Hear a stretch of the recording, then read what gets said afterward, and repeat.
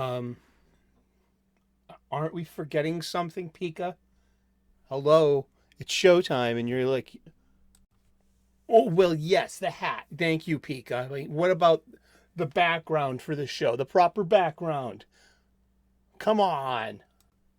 There we go. That's great, Pika.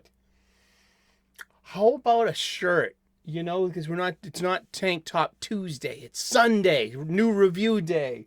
Don't you read your own notes? I mean, these are your show notes that you write down, that I read everything you write. Come on, like, what was the shirt? We're getting better. That's closer. Great. But, when we hired you, you said you worked under Kathleen Kennedy for years. Where's the coffee, kid? Where's my bloody cup of coffee? I need... Okay. That's better, Pika. Thank you.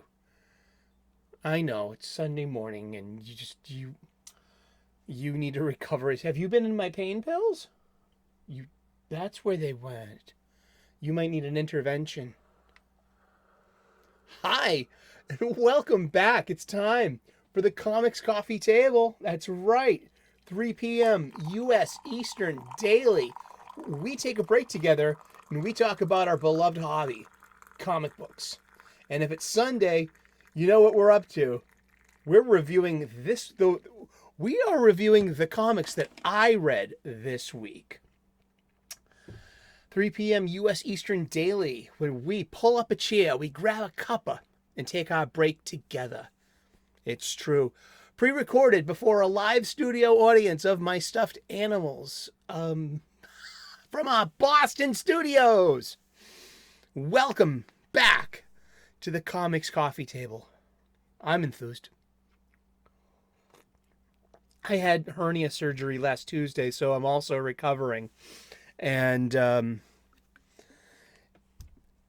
recovering. Yeah, less soreness, more mobility. I actually went out for a quick walk today. Not too far, down to the town square and back. And for some breakfast at the Greasy Diner. Cash only. Waitresses that call you honey. You want some more coffee, honey? My kind of place. And 2 eggs over easy, some wheat toast to dip into the molten yolk, some griddled home fries that are crispy on the outside and tender on the inside. Goes great with ketchup and pepper and salt. Comes with 2 pancakes and your choice of sausage or bacon. Actually, your choice of pancakes or French toast. I go for pancakes, and I get the sausage links, which I then roll the sausage into the pancake and have what is known as the pig in the blanket.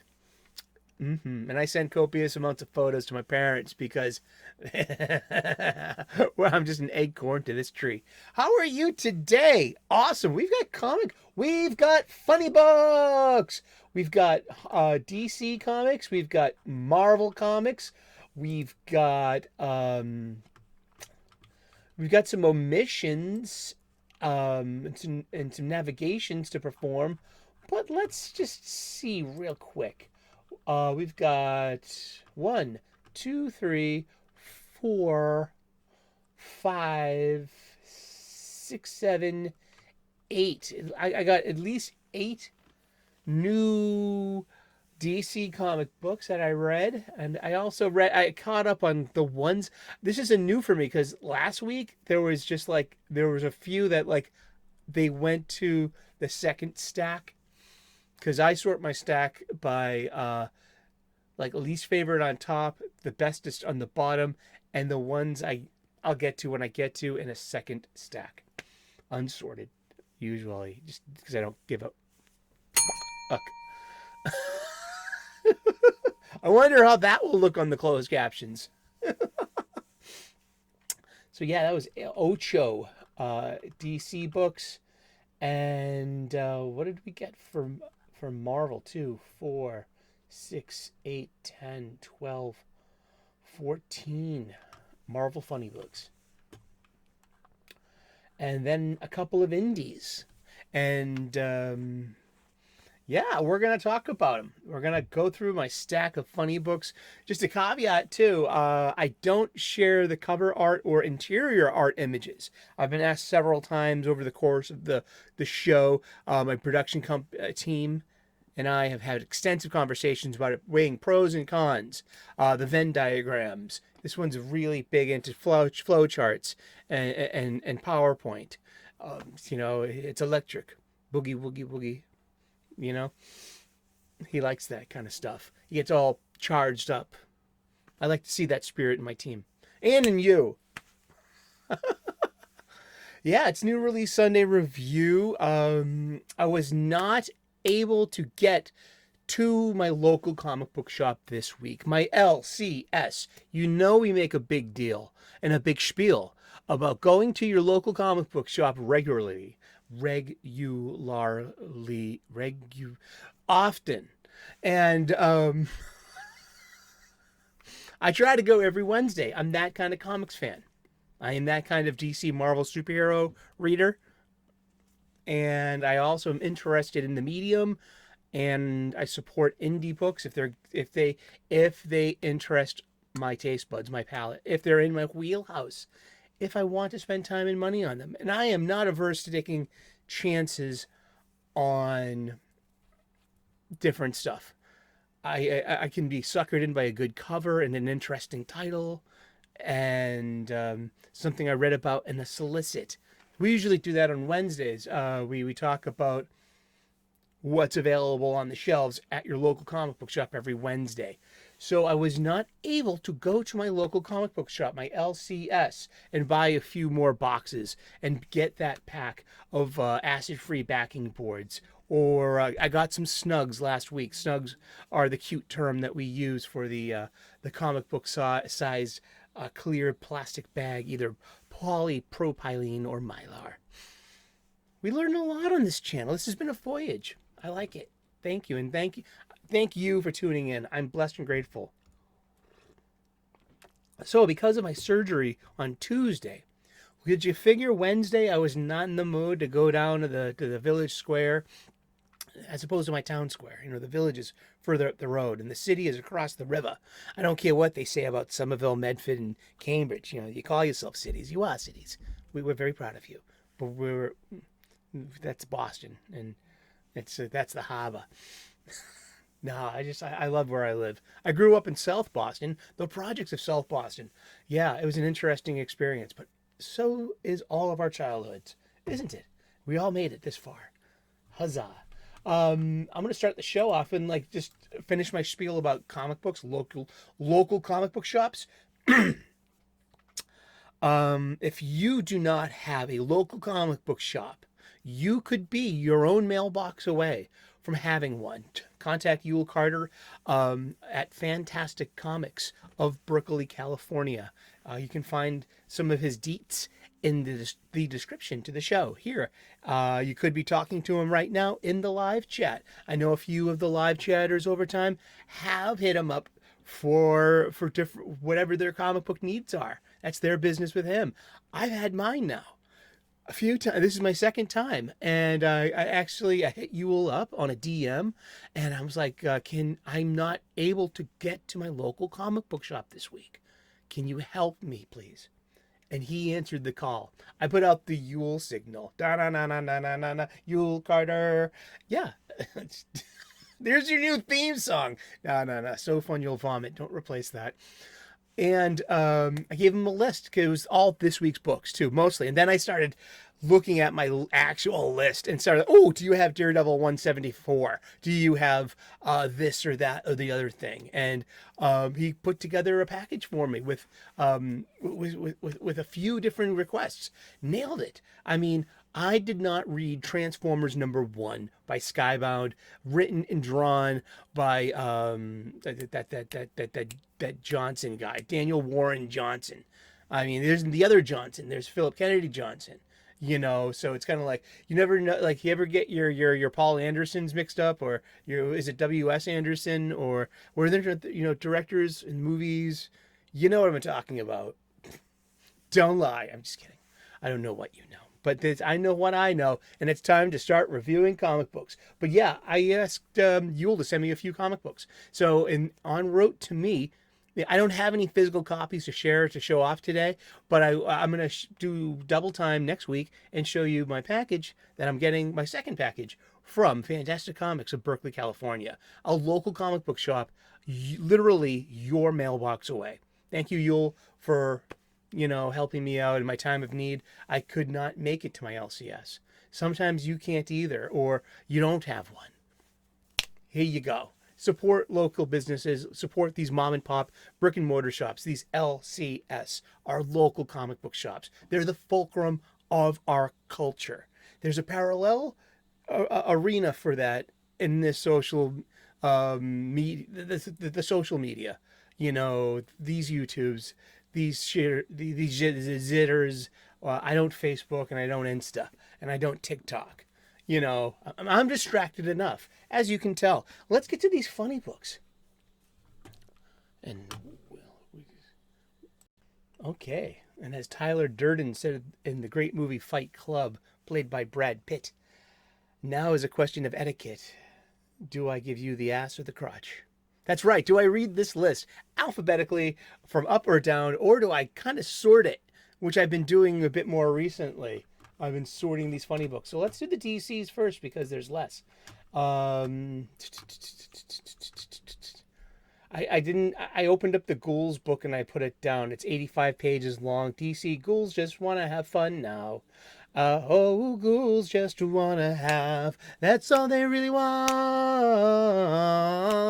Is have fun. Wonder where my ghouls, they wanna have fun. Oh, ghouls just wanna have. I hope we don't get a copyright strike, because I'm pitch perfect. It's a cross to bear in life, being good at karaoke. There's DC's Fire and Ice. I can't remember I think Harley Quinn was last week. But I had something good to say about Harley Quinn number 32, so I will anyway. There's that one, 1, 2, 3. Yeah, look at it. Let's just get to it. I breezed through Doom Patrol number 6 from last week. I breezed through Green Arrow 4 by Joshua Williamson from last week. I breezed through Detective Comics 1074 from last week. By Ram the Fifth. MV and the backup features, it was okay, perfectly serviceable. Yeah, oh my gosh, no, that's a new release. And also from last week was Batman Brave and the Bold, 71 pages long. I don't like Tom King's work to begin with, but you know what, I have it within me to be able to read something of his that could surprise me, because the rumor is that he's a really good writer. He's not. Maybe he's like Bobby Flay. You know who Bobby Flay is? Bobby Flay is a TV personality and a restaurant chef. And he's got this over the top, sometimes abrasive personality. He's a maverick. He does what he wants. He cooks how he pleases. And he packs his restaurant still. He's got a huge legion of fans and followers and people that adore not just his cooking, but as the cut of his jib, how he presents himself and as a celebrity chef. And there's a whole I am a professional chef. People ask me all the time, did you watch this thing? And I'm like, hell no. It's like bringing work home with me. That's why I read comic books. I want to get as far away from the workplace as humanly possible, using my imagination. A lot of it has to do with growing up as a superhero fan, but no, I don't watch cooking shows. People say all the time, hey, you, Sully, you got to watch The Bear. And I'm like, no, thank you. I'm sorry. I'll pass. Maybe I'll get to it in a few years. Sure, I'll give you that much. Like, that's what I did with Lost. ABC's Lost, and I'm very grateful for that, because I ended up liking it. See, yeah, you might hate Lost. You might have a very valid argument of why you hated Lost. You know what I mean? But so I'm taking, I like Lost. Like, so what do I do to a Tom King lover? I'm going to give them a hug and just say, hey, I'm glad you like that. Maybe they can point out something that I ignored.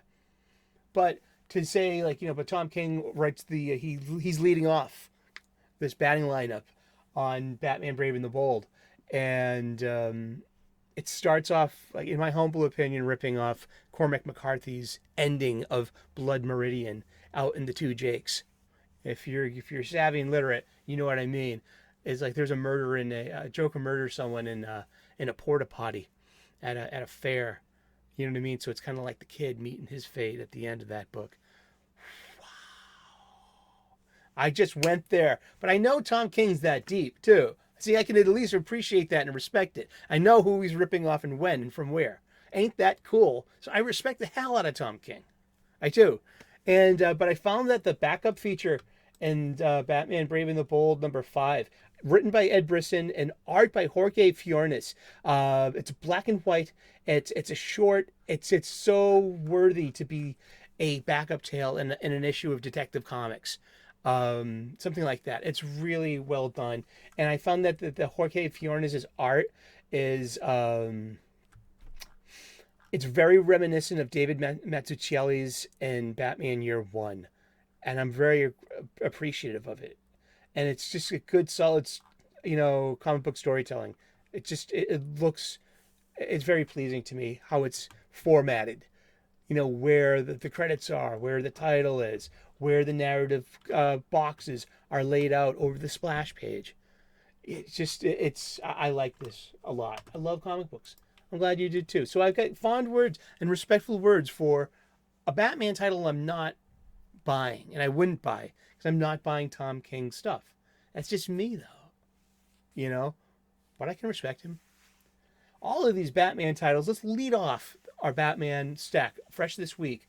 Very controversial opinion I have, but I stated it out loud, and this was one of my recommendations of the week. I said this on TV yesterday over at Wes's in front of people. Batman #138 by Chip Zdarsky, with amazing art by Jorge Jimenez.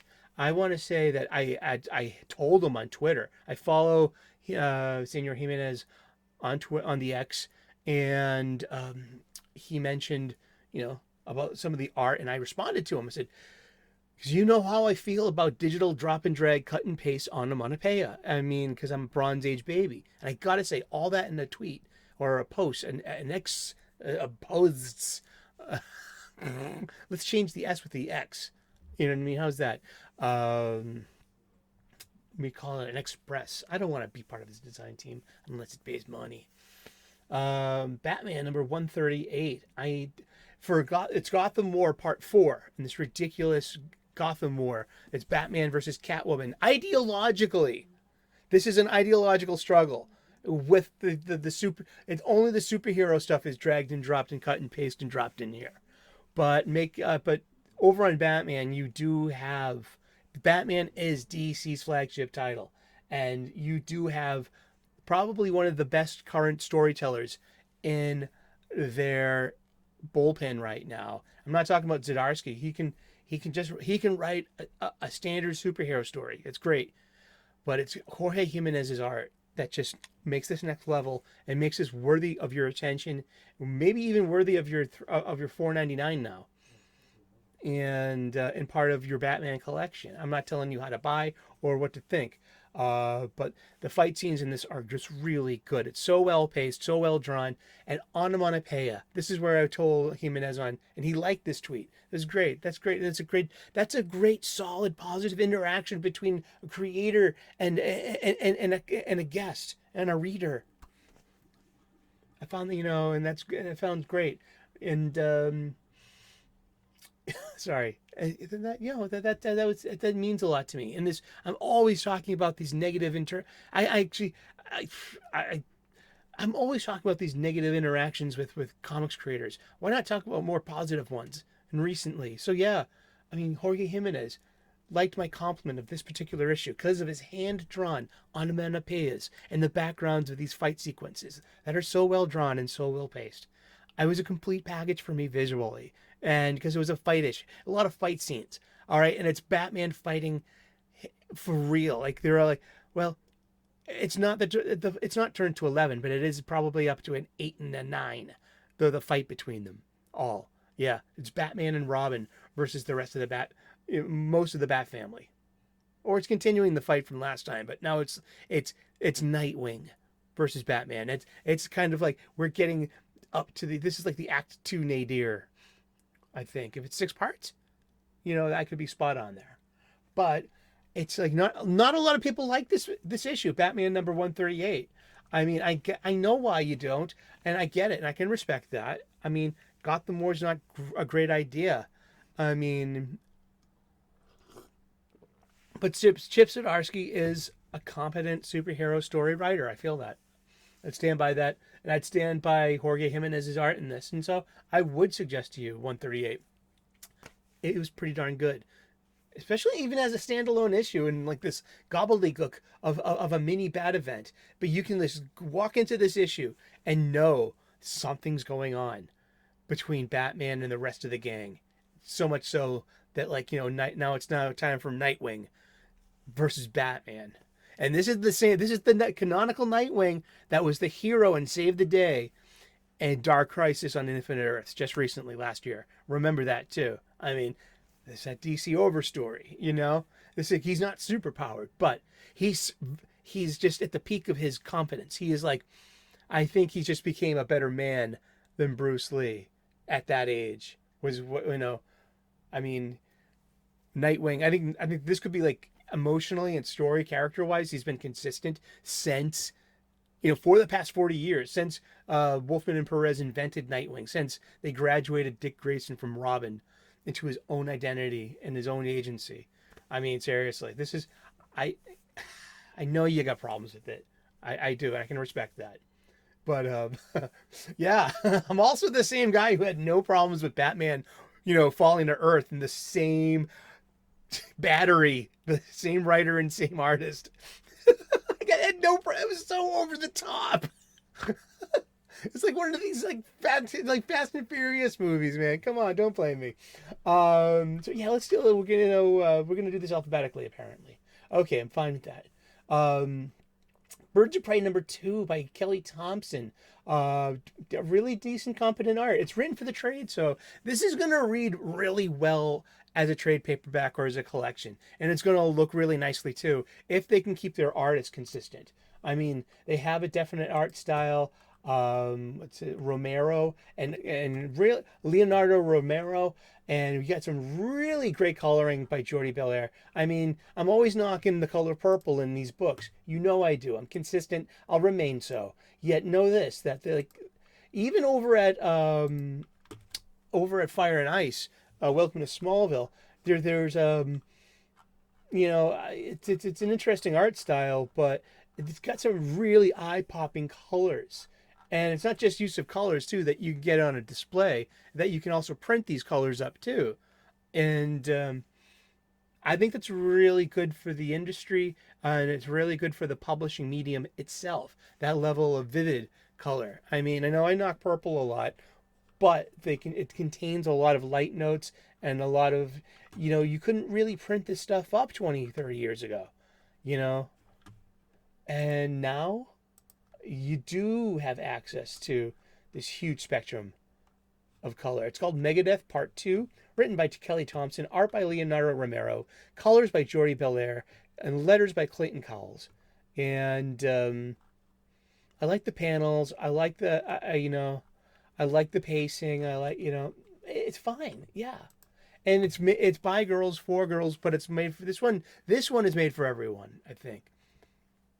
Yeah, I mean, so yeah, 2 issues in. I'll read the next one. Thank you. Blue Beetle number 2 in his new volume. And it's looking like the Power Rangers in there.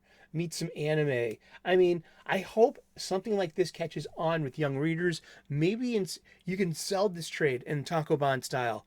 To, the manga, format. Do it like that and see if kids will actually get this book into the hands of children, please. Get this Blue Beetle in there. Because you have Spanish words in there, smuggled in there. You're going to have to look them up. Any good comic book is going to have you grabbing a dictionary or a thesaurus or an encyclopedia. That was the 20th century way. That was my way. You have the bloody internet now. I mean, seriously, I like it when writers throw words and ideas that you have to look up. I like that. Yeah. Do I like Blue Beetle? It's pretty standard. I mean, I like the characters and a lot of emphasis on the new characters. That's cool. Yeah, that's what's that's what yeah. That's not foreign or and neither is Spanish to me. And it's a bilingual Blue Beetle bash brawl. Oh, the alliteration. It's fine. I mean, yeah, I got nothing negative to say about it. I'm not going to pick on it. But DC's ghouls just want to have fun. 85 pages. It's just um um it's a lot of different just it's an anthology and it's about horror stuff. And it's the perfect time of year to sell that. Yeah, way to go. Let's talk about Fire and Ice number Welcome to Smallville number 2. This is a girl made by girls for girls, and I hopefully sells well with girls. And again, maybe as a collection, sell this in a tankobon, style that you could. This is very like what we call YA, young adults, or Scholastic. Scholastic, have been selling books to school kids for a very long time, like at least 40, 50 years. I have to look that up, but I was a kid in the third, fourth, fifth grade, and we would love it every month when we got that Scholastic free, newsprint flyer that had all the listings of all the new books. Those were like that. Those were moments that gave me pure joy in grammar school, and like I got in '83, I got Return of the Jedi's picture book weeks before the movie came out.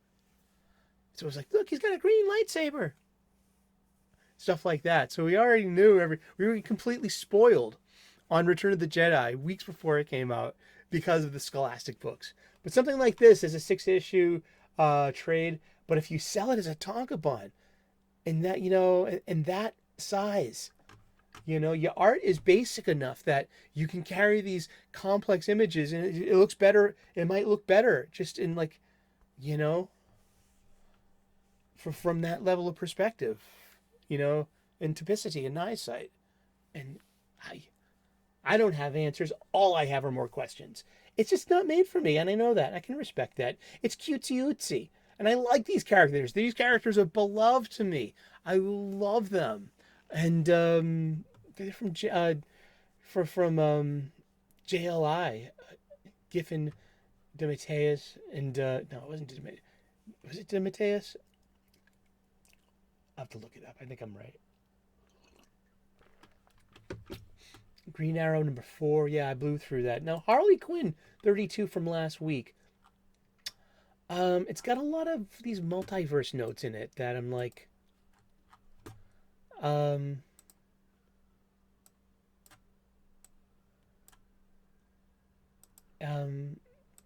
it's been.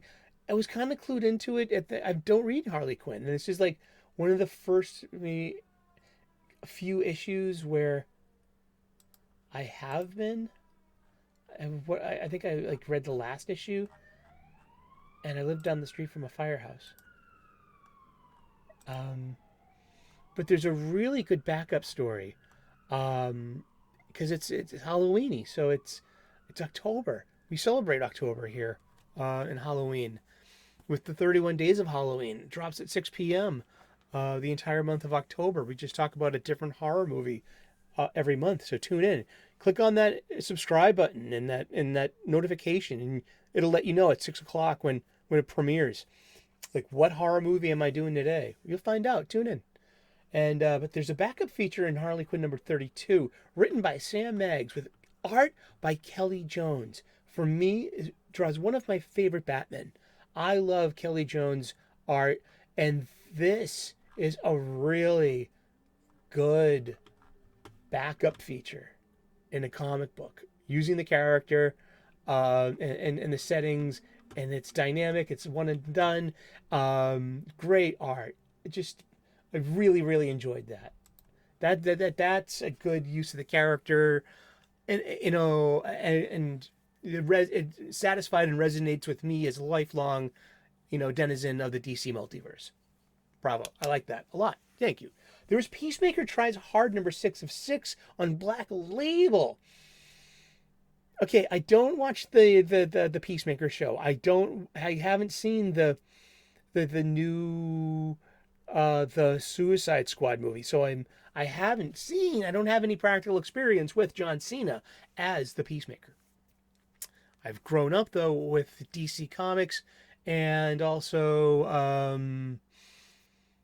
the Peacemaker's been like this like background character, and also Peacemaker was originally a was he a Charlton hero? Let's put the Peacemaker. Yeah, and it's gonna like the wiki. No. TV series and Peacemaker. There we go. And Fightin' number 5, issue number 40, November of 1966. It was created by Joe Gill and artist Pat Boyette. And it was in Charlton Comics. Yeah. And then DC bought Charlton Comics. And as we covered a lot of this in the golden age of DC Comics. We like talking about like the different comic presses of antiquity. I would like to actually focus more, maybe when this is done with the bagging and boarding, to like focus on those early 80s presses that I always saw on the shelves, and I bought very few of them, like First Comics, Comico, and I bought a lot of Comico because of they had the Robotech license. But yeah, Charlton Comics got bought by DC in the late 70s or early 80s. No, it was the early 60s. Let's see, because that 1955, Silver Age. Let's see. You guessed it. I'm reading from the wiki. That's right. In the final years, by the 80s, Charlton was in decline. Most of Charlton's line of action heroes were acquired in 1983 for $5,000 a character by Paul Levitz at DC Comics. As a gift to managing editor and former Charlton editor Dick Giordano. Wow. These action hero characters were proposed to be used in the landmark Watchmen series, and DC chose to save the characters for other uses. Good for you. But yeah, it was actually, I read the last issue, and it was just kind of out there, vulgar, unedited, Black Label, so it's like what, 17 plus. It's rated R. It's the adult flavor. That's fine. Yeah, and it mimics, I guess, the tone of the James Gunn version of John Cena's Peacemaker. Sure. But I really like this last issue. I didn't read issues 1 through 4, and it's easy to get into. It's very familiar with all these characters that show up. Peacemaker tries hard, and I'm not familiar with this version. Apparently, he's a bumbling superhero for comedic relief. And I mean, Peacemaker usually was played straight. He was a pretty decent superhero, but it's cute, man. It's and it's fun. It does its job. So if this is issue 6, I guess the collection's going to be worth it, because it nails for what it's trying to do. If you're trying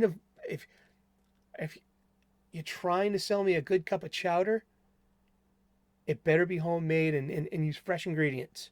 You know what I mean? I don't eat clam chowder, but I know a cup of good clam chowder because I make one. And I was taught by good chefs. And, but yeah, you can just taste it. And you can taste it here. I like making cooking allegories. I'm a chef. There's Poison Ivy 15, written by G. Willow Wilson, which is perfectly serviceable and fine superhero comic book, written with the lead character, of Poison Ivy, Pamela Isley, Batman, notorious Batman villain, part of his rogues gallery. And recently, the wife, if I not now, I can just do it. Let him get married. Isn't it time to have a superhero wedding? We're always talking about MJ and Peter, MJ and Peter. Oh, Lois and Clark. Like, well, why don't let's get Harley and Ivy married? Why not? Let their roots intertwine and have a party. You know what I mean? Draw it out like the Godfather's wedding in the beginning of Godfather 1. You know what I mean? You have all these people in the background and all these different like lines of dialogue and character. I think it would be fun. I would write that. Totally. I would smash that out of the park. And who would I want I would want Humberto Ramos. Yeah. Would you like to see that? Reverend Sully and Humberto Ramos bring you, you are cordially invited to the wedding of Dr. Harley Quinzel and Dr. Pamela Ivy. Iceland. You'd sell the shit out of that to girls, man. Then there was Shazam number 4. I'm putting this down. I usually read this in print, and I usually buy it off the shelf. It's just I don't. It's good. It's fine. It's great. Mark Waid. It's really good art by Dan Mora. Yet, I mean, I'm tired of it, and that's my story, and I'm sticking to it. It's no diss on the creators at all. No. This thing's Acme. It's quality up and down. Great dialogue. Everyone's talking in character. You get these huge, over the top, amazing, wonderful, stupendous kind of adventures. And this too, maybe after 6 issues, maybe this could be shrunk into the Tonkabon format. And please try to sell this wonderful Mark Waid story to kids. It's got dinosaurs. It's got talking Tawny. It's got talking dinosaurs. It's got these over the top. I think it's kid friendly. Maybe it's too kid friendly for me, but I can. It's not too kid friendly for a kid. Kids are these physical comics. This manga are in the hands of children. Let's get DC and Marvel comics into the hands of children once again. Huzzah! Pass that torch. That's right. Yeah, let's just do this. Let's do this alphabetically. From the top, starting with A. The Alien Annual 2003 by Declan Shalvey. I try to tune into the issue 1 of the series, and it's they're just competent xenomorph alien tales set in universe. It's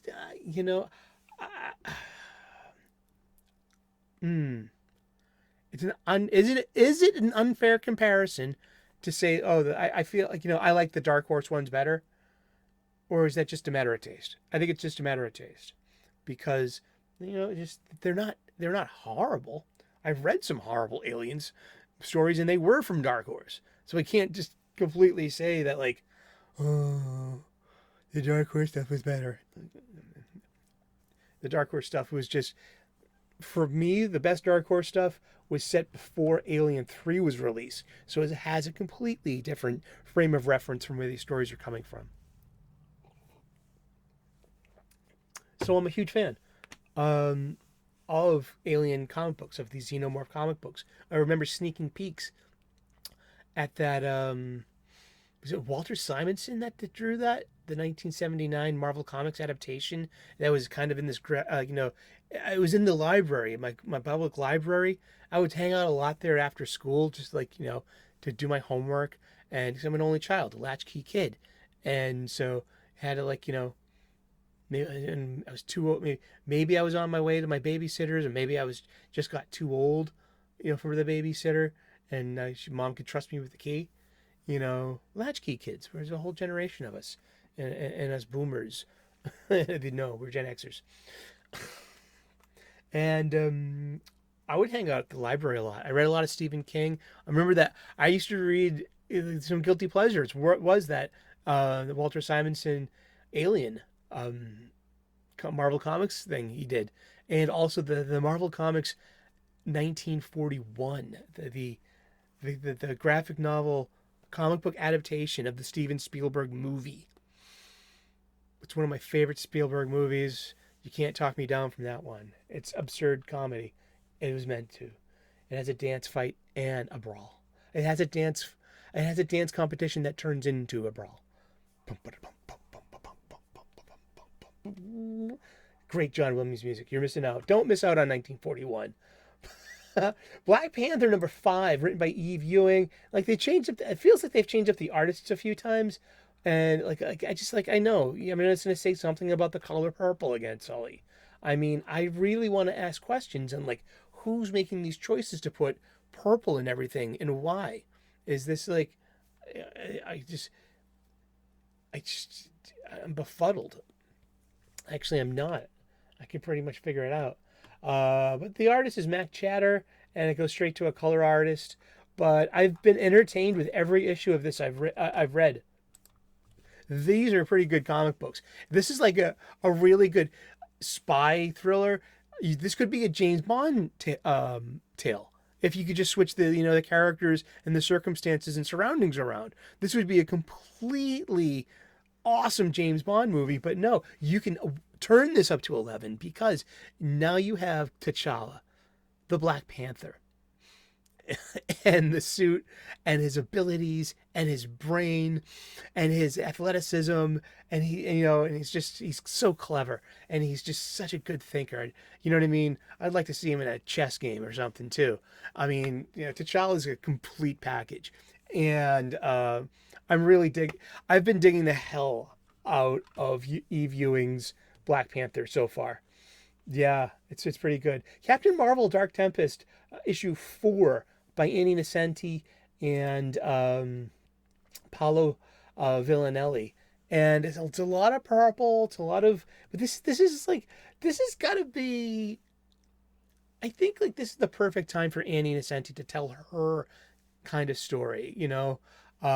She's always been on her side of the aisle and told stories through her unique lens, and especially being this girl in a boy's world, and it must have been tough as well, being a lady in a New York City, Manhattan office space in publishing in the mid 1980s, in this whole literally male dominated workplace. There must have been true pay caps. There must have been glass ceilings involved that Annie Nocenti could be telling like really good allegorical stories with that kind of experience. She doesn't have to use self-insert. She doesn't. She uses character. She uses story, and she uses the character's voice and motivations, and especially, the background player. It's like you actually have two very interesting big bads, and then you have a group of children that got swept up into this adventure, and that Carol is literally trying to save, and the baddies are presenting the children with a really unfair question. Do you want all this power, this superpower? You can transcend your life on Earth. That these kids are such nihilists at this very early age. Might be Annie Nocenti's trying to kind of say something here. And not be preachy either. I don't think she's being preachy one bit, because she's a good writer. She doesn't have to preach. She can write. She can write story. And I see this here. I respect the hell out of it. And I'm glad I'm reading it. And I got issue 1 and I put it down because it's just not made for me. I just yet I appreciate being tuned into it. And I like having a likable Carol Danvers. Likability goes a long way. I keep coming back to my chef allegories, but I mean, you treat readers like guests. You want to be. Carol is liked and likable. She's loved and lovable, and she's not just like her in her Warbird costume, or that awful Avengers story, of an actual bad thing that happened to the character in the early 1980s. Dude, it happens, what I mean? Or being in a coma because Rogue sucked out all of her power, and she was she was in a coma for a long time. So Carol, I like Carol's story. She's also Jessica Jones's best friend in Bendis's Alias. those are some great character moments. And those, if you know the TV show, that's Hellcat's relationship, her role. Patsy Walker in the TV show, Jessica Jones, is Carol Danvers, an alias living at Avengers Mansion. Jessica drops by the mansion to say hi to Carol. They go out for lunch, having conversations over dinner. But at least they're talking about, like, it was just filled with, like, oh, so you're dating Scott Lang kind of thing. Oh, okay. Like, this kind of thing. It's interesting. Yeah. Carol sets Jessica up with Scott Lang, of whom she cheats on with Luke Cage. Great melodrama. You followed that entire sentence, didn't you? Did you know that those story notes once existed? That's canon still. Hopefully Secret Wars didn't erase that. But overall, Dark Tempest has been fine. Written by a professional, they're throwing her A game like Nolan Ryan did, for the Texas Rangers, that kind of stuff. Huzzah! Let's drink to you, Annie Nesenti. Here's to you, my little love, with blessings from above, and let the day begin, let the day begin, let the day start. It's fine. Doctor Strange number 8 was great. Art by Pascal Ferry, written by Jed McKay. I've been tuned into this. Check this out. This is, hey, you can do this with this kind of character. Stephen Strange was drafted into this, like, otherworld civil war and kept alive for 5,000 years, and it was from the gods of this and the gods of that. I think one of them were the Vishanti, and the others, I don't know. I'm a little low on my Marvel, these days. But when the war was done, they had to take the general Doctor Strange and imprison it in a gem because it got so good at its job and so bitter over the toil of war that, like, they needed, like, Stephen Strange to be himself once again. So, well, the 5,000-year-old General Strange has broken free of his crystal prison. You can only say that in a Doctor Strange funny book. Ain't that cool? So Doctor Strange got to fight himself. And it's interesting, and it's decent. Yeah. Well, a good use of the character. There's Fantastic Four number 12, written by Ryan North. Art by Iban Coelho. And they're usually done in ones, and this one it's got dinosaurs. That's it. There's a multiverse out there, and all the heroes have dinosaur alternates on this earth. And we cross over. That's it. Here's the big one of the week. The big one of the week. Oh. Bing. All right. Gods number 1 by Jonathan Hickman, with art by Valerio Schiti. It starts off purple. Boom. It's socked in the face with the color purple once again by a Big 2 comic book. It's pervasive. I'm starting to be alarmed by it. Instead of a red flag, it's a purple flag. Uh-oh. There's a yellow flag, there's a green flag, or there's a white card. There's a yellow card, there's a red card, there's a red flag. There are black flags. And a red flag under the black flag means no quarter will be given. Dun, dun, dun. Pirate stuff. It's 64 pages. And we're given a John Constantine of the Marvel Universe with a new character of Wynn. W-Y-N. Short for Wind God. And antics ensue. And so, as I like to say, this is it's a lot of blah, blah, blah in the color purple. And it is a $10 magazine. This goes 64 pages for really good art by, one of Marvel's top tier talents at this point. There is a tier in Marvel, and we shed them weekly. I said that. But no, it's just it's kind of like Wynn is like it's like Han Solo and John Constantine meet their very own Doctor Strange. So it's very John Constantine-ish. So yeah, that happened. It was worth $10. Oh man, I don't know, man. Maybe Perch had said something. This is like a 22-page comic goes for four. Like what, $3.99. So something that's almost three times as much. It's costing $2 less. So you're actually, he's got a point. Do the math. I love his point of view because a lot of it's math based and business based. I mean, and hips don't lie. I'm on tonight because my hips don't lie. Starting to feel it right. Dun dun, ba bum bum. Shakira, Shakira, oh babe, I can feel your belly moving. Gets me, I get charged up here. I need it. Let's see. Ghost Rider annual. It's versus the Hood. We were talking about the Hood the other day, and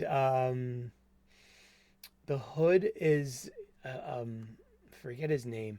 It'll come back to me at like 3 a.m. Let's look him up real quick. I think he's a Bendis creation. The Hood, Marvel Comics. Parker Robbins. That's right. It's a supervillain. I'm reading this from the wiki. The Hood, Parker Robbins, is a supervillain appearing in American comic books published by Marvel Comics, created by Brian K. Vaughan and artists Kyle Hotz and Eric Powell. The character was introduced in his own self-titled limited series, which started with Hood #1, July of 2002. And that was some really good stuff. Robbins was originally a petty criminal until an encounter with a Nasanti demon, which he defeated and robbed of its hood and boots, gaining him superpowers in the process, such as levitation and invisibility. As the Hood, he became a well-known figure in the New York City criminal underworld and eventually formed his own crime syndicate. And that would make him a rival to the Kingpin and the Owl and any of those big hitters in Spider-Man's mythology, or the Hand, who reside in Hell's Kitchen for the most part. Ain't that cool? Marvel Comics are cool, aren't they? And Anthony Ramos was set to portray Robbins in the Disney Plus Ironheart series. Yeah, that's cool. Yeah, he's a really interesting character. Anti-hero, villain. You know what I mean? And so it's Ghost Rider versus the Hood. Johnny Blaze, the original Ghost Rider, is back. And it's just, this was very, very decent use of the characters. I grew up on Ghost Rider. I used to read The Hood when it came out. I love Elsa Bloodstone. And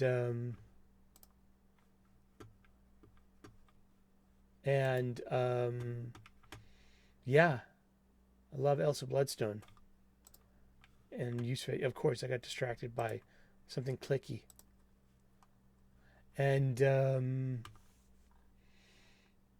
yeah, antics ensue, and so magics and portals and spells and tentacle monsters and gross stuff and blood. Well, it is October, and I hope something like this sells. I hope all the LCSs sell out of this particular comic book. Yeah. Would I buy it? I don't know. Maybe, just maybe. There's Immortal X-Men number 16. That was Ben Percy did this. Kieran Gillen. But I'm starting to, okay, these are all the modern day Marvel writers. Yeah, and it's Immortal X-Men, and it's these are just tales told in the background of the ongoing Fall of X storyline. It's fine. I mean, I'm an X-Men fan. No, Red Goblin number 9. Let's see. It's just Alex Panknadel is the writer. Chris Campana is the penciler. We got an inker and Roberto Poggi. And I like this issue the most out of all the ones I've read so far. Yeah, sure. I've read a bunch now. At least about 3 before this. And yeah, it's actually perfectly fine as a Marvel superhero comic book goes. You can read that cold and be like, oh, okay, that made sense. Oh, Norman's what? Which Norman? Oh, they're both goblins. One's gold, one's red. What happens when they clash? Cheers. Now this one was awful. Solve for X, Part 3 of 3, Strange Academy and the Amazing Spider-Man. The less said, the better. $4.99 for 30 pages. Finishes up Solve for X. It's purple. It's not made for me, and I don't want to bash it. Star Wars Bounty Hunters number 39, $4.99. Part of the Dark. We're in the middle of the Dark Droids tie-in event thingy stuff. Oh man, it's just so bad. He's like, there was a Star Wars Darth Vader by you, Greg Pak, and your $4.99 jerk. I mean, I don't want to diss the whole team, do I? No, that would be, I don't care. People are so oversensitive these days, but it's Darth Vader versus one of those octo droids from the Clone Wars. And Darth Vader is using an electro staff instead of his lightsaber. I don't know why, and I don't care. And yeah, just and he's got some kind of magic spear and it's a magic shield. So it's a lot like Elmer Fudd in the Oscar-winning cartoon, the one where actually he gets bugs in the end. The only one he wins. With my spear and magic helmet. That's what the vibes I'm getting. I can feel that in the Force. And I've heard this story before too. Who do you hate most? I've read this story before too. And like one of these, he's fighting a clone of Darth Maul, and some kind of emperor just threw him into some kind of like, see how Lord Vader's training's going emotionally. Let's pit him against a clone I have of Maul, who took his beloved Qui-Gon away. And Vader stabs himself, like, who do you have that much hate for? And he's like, myself. And he kills Maul by stabbing himself through himself, because Maul was like right behind him about to, and Maul was doing the whole, like maybe he's doing I don't remember. I don't think I still have that issue. If I find that, we'll do a special on it. I promise. We'll focus on a Dark Horse Spider-Man, a Dark Horse Star Wars funny book. And then there was Star Wars: The High Republic, Shadow of Starlight, number 1, of which for $5.99, and it's 34 pages. And that's 34 pages of story and art. So and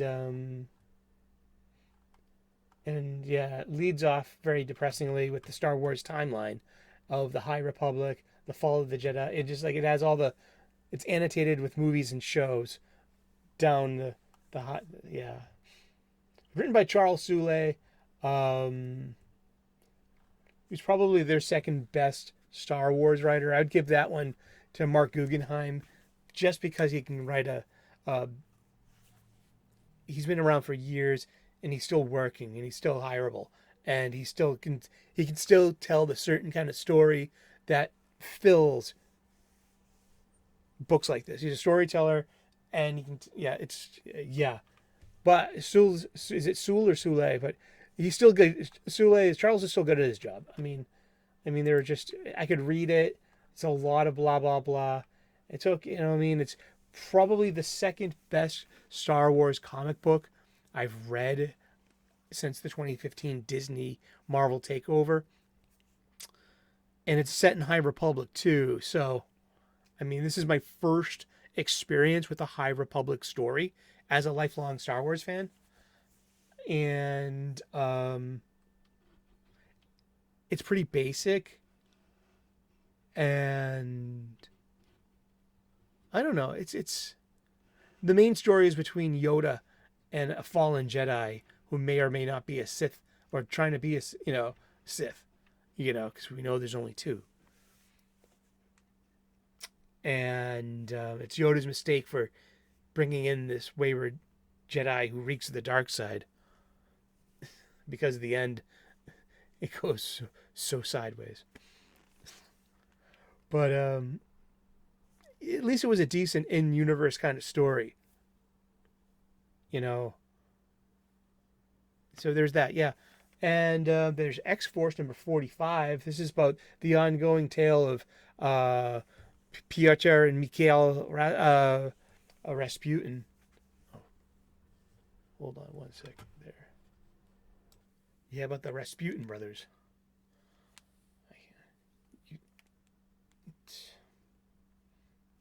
You don't give it attention, it's going to go away on you.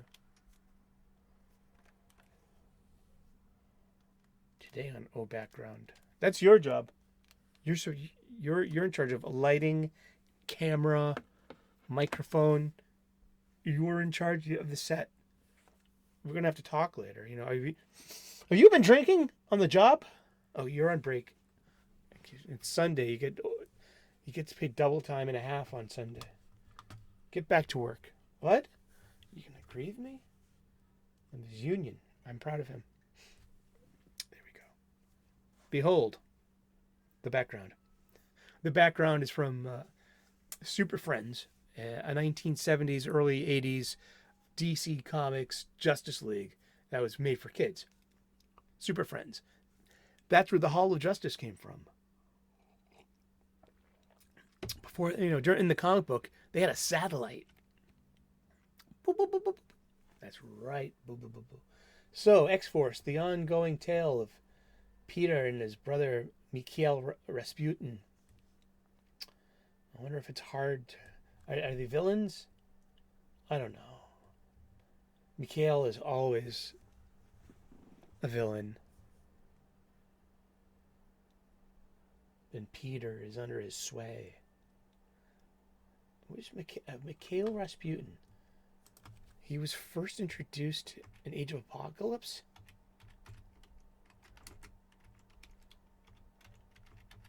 We're doing research here, okay? He's a supervillain. Yeah. First appearance, Uncanny X-Men number 285. January of 1992.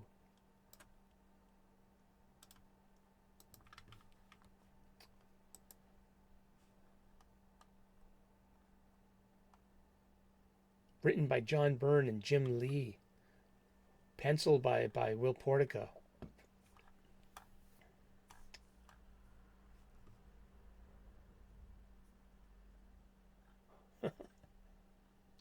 It's the X-Men Gold days. The blue and gold team. So that was before, Age of Apocalypse. All right. This is why we look shit up. This is why we're comic book fans. Because we look shit up. Like, when was Mikhail Rasputin's first appearance? Was it of Age of... No, it wasn't Age of Apocalypse. It was actually... See, that's where that comes from. That's completely harmless. Because that's... Oh, okay, you're right. That's perfectly fine to say. Everything doesn't have to be a fight.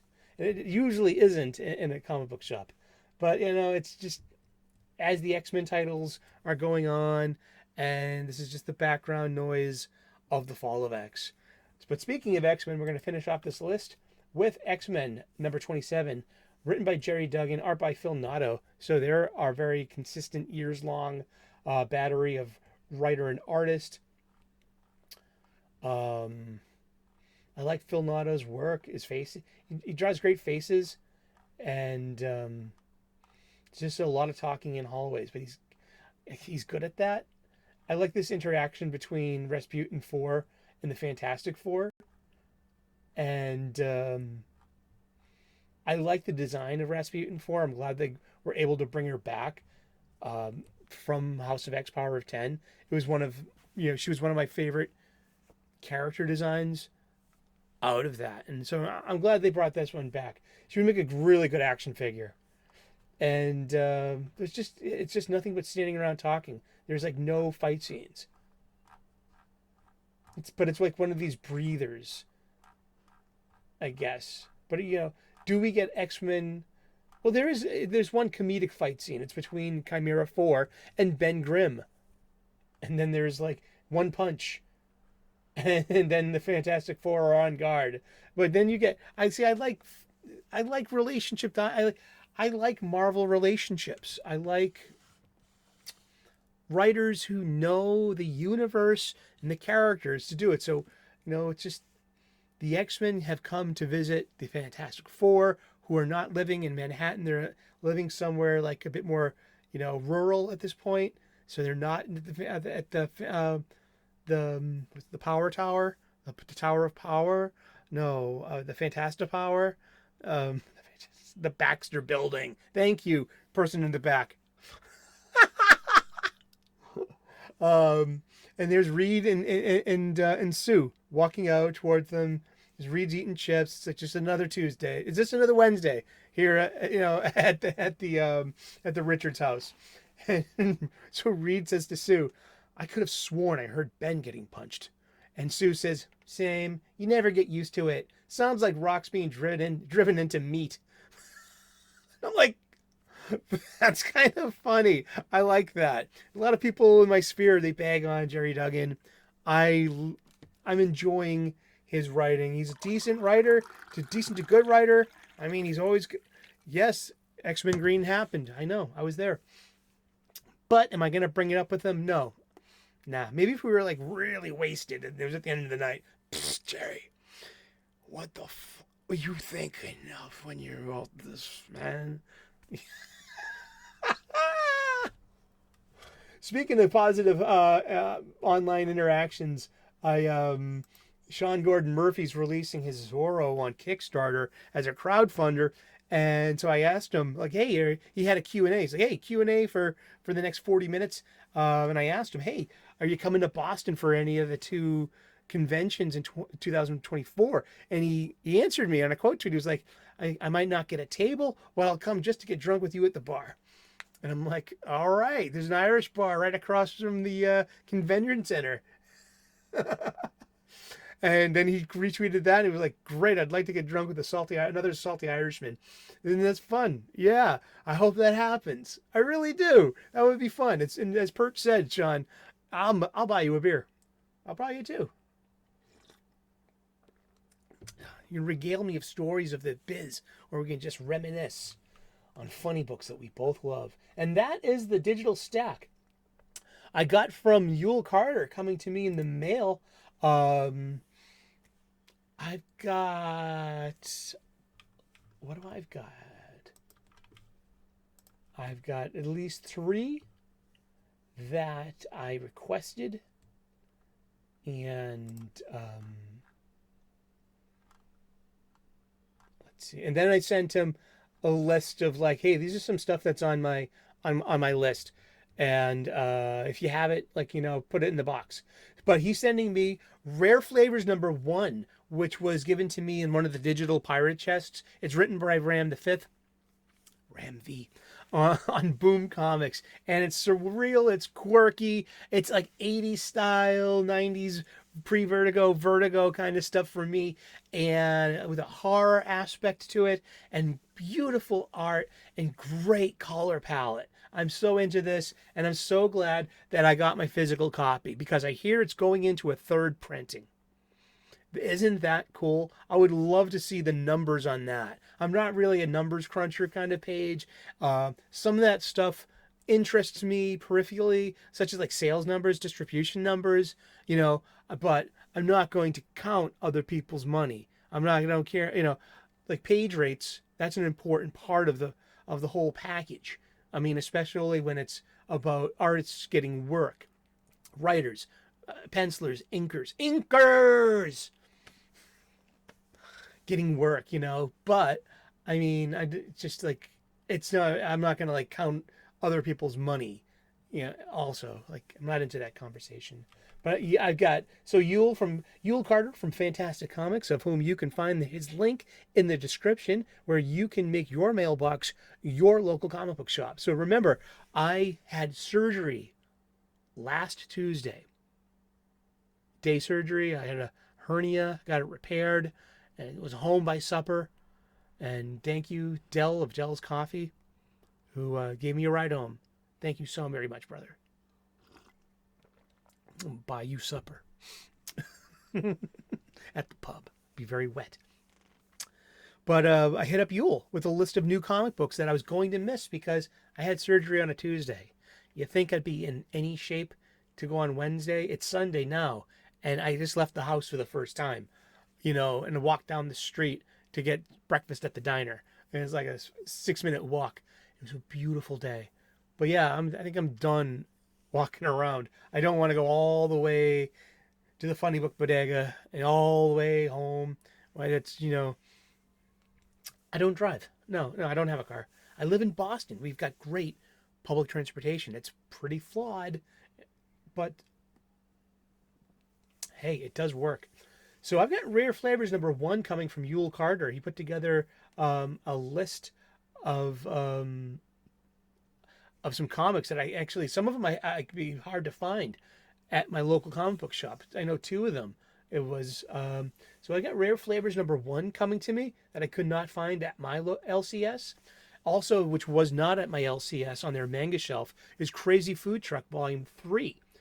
This was suggested to me by both Yule Carter and Carrie at Nerdy Girl Creates. We were on one of Wes's Thinking Critical Saturday morning comics aficionado panels together, and they both suggested this in the same show that we were all, we were 3 of the 6 that Saturday. And because it's got a chef angle to it, and there's really Mad Max post-apocalyptic, life on the road, and it's mysterious anime girl who's kind of cute and kind of cheesecakey, kind of fan servicey, as they like to say, as we like to say. I mean, I like it, and it's been the one manga that I've bought in the past decade that wasn't a Dragon Ball manga. Yeah, I've been, so hey, I like manga. I like the style. I've been a big fan of them, and they're totally kicking comics asses right now. I've got speaking of Sean Gordon Murphy, he's releasing Plot Holes #2 today. So I've got that coming to me. I've got an issue of Sacrificers #3 coming to me. And Transformers #1. That's the one I hadn't read this week that I couldn't talk about. I've been spoiled rotten on it. Plus, it's only issue 1 of 6 for this opening arc. No pun intended. Transformers fans. Yeah, man. But he got me the Starscream cover. I love Starscream. He's one of my favorites. Megatron. That's close. I haven't done a Starscream voice in forever. Give me a little practice, and I can you could hire me. And The Sickness #2.